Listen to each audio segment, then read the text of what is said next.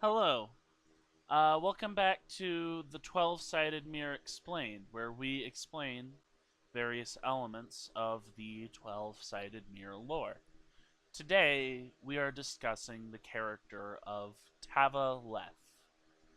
Now, this name, Tavaleph, is very interesting, as in various series, this character is named Tavaleph, but in the different series, the name means different things.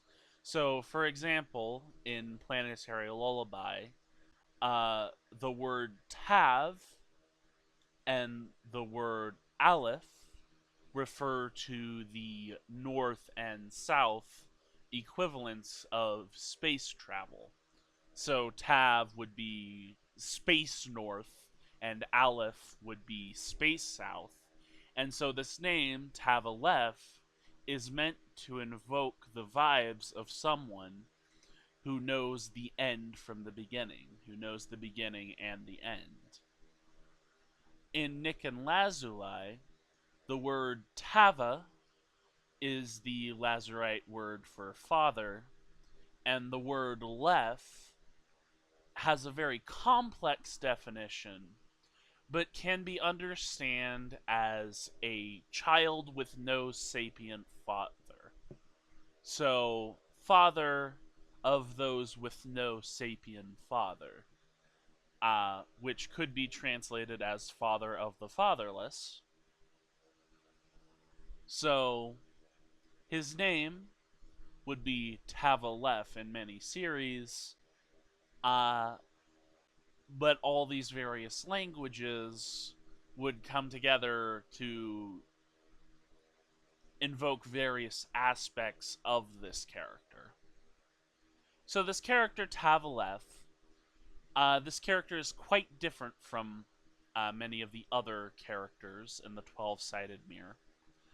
Um, this character Tavaleph, uh, he is not split into 12 different characters, as are the residents of the 12-sided mirror. Tavaleph resides outside the 12-sided mirror. Um, Tavaleph exists as a ruler over both reality and fiction. Tavaleph exists as a ruler above every layer of reality and every chamber of reality. He is a ruler above all of them. He exists as three distinct persons, which are called the Whispering, the Speaking, and the Thundering. The Whispering, he is an unseen force who goes wherever Tavaleph wills. He may be with a believer of Tavaleph and be a comforter or a counselor,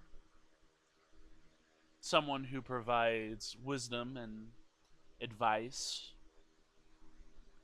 and also protection. Uh, a common greeting and a common phrase which the Bereshian sapiens would use to say goodbye is Tavaleph.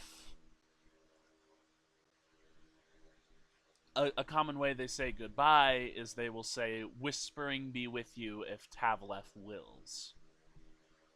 This is a common greeting in the 12-sided mirror. Then we have the speaking. So, the speaking, the way it is worded, is that he speaks to Sapien as one would speak to a friend. So when you hear the whispering voice, it will usually be like a quiet, tender whisper, although the whispering can speak louder if he chooses to.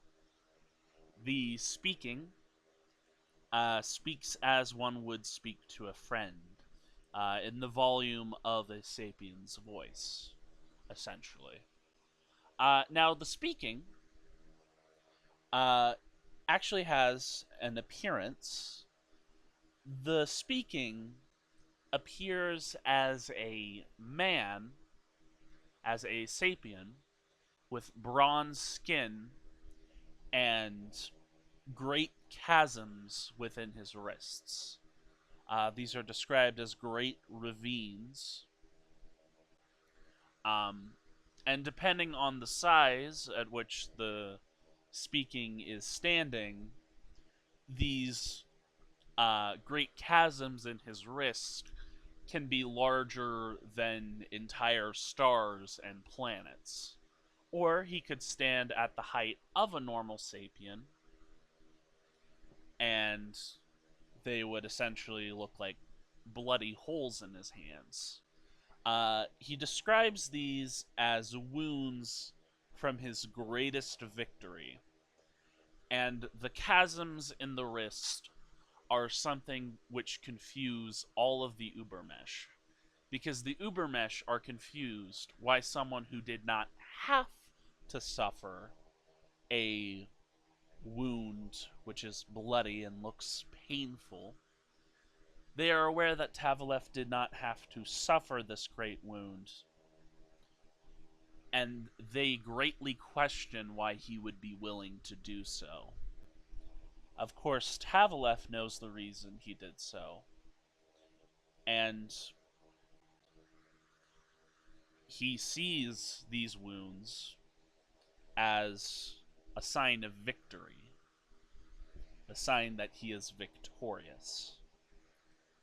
And then there is the thundering. No one can withstand the presence of the thundering. There is a scene in Planetary Lullaby where Lyric tried to get close to the thundering. He made his way into the Hall of King and tried to battle the thundering. However, when he got close to the chamber he believed the thundering to be in, there was a great voice that Lyric could not withstand. The voice asked, "Who are you and where do you come from?"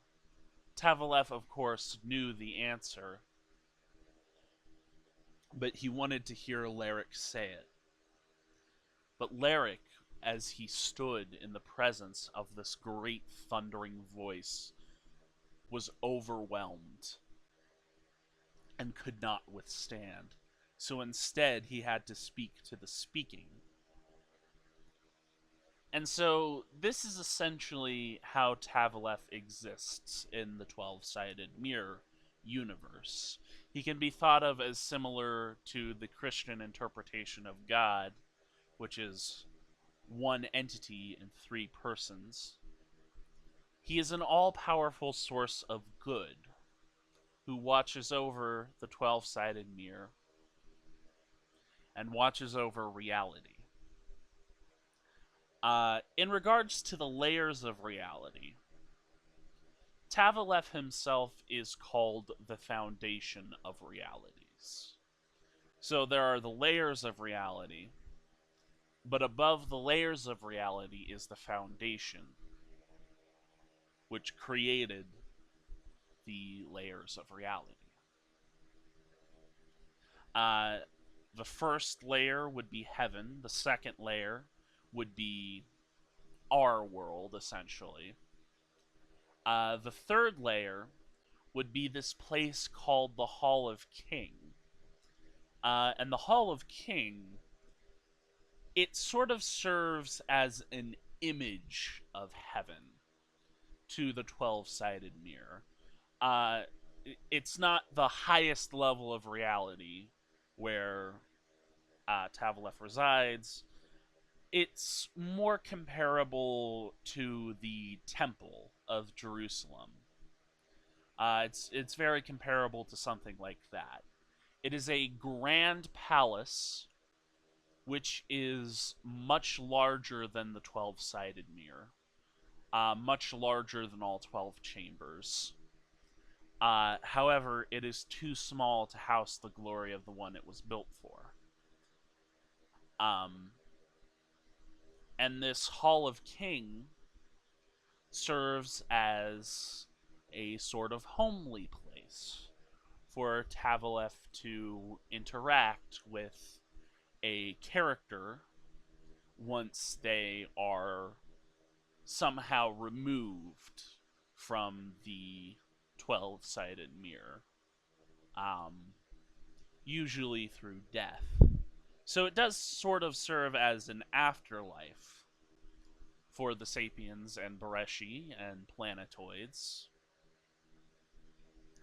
Um, and they get to be in this massive hall, which is larger than they can comprehend, but is still comfortable enough to them to be a home.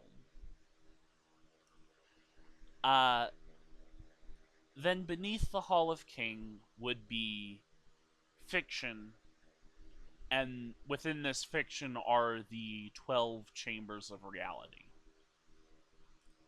uh, which are the 12 chambers of the 12 sided mirror. So I throw around the word reality a lot. And that's essentially because whatever layer of reality someone is in, that's what they see as their reality. However, there are greater realities than that, and greater realities than that.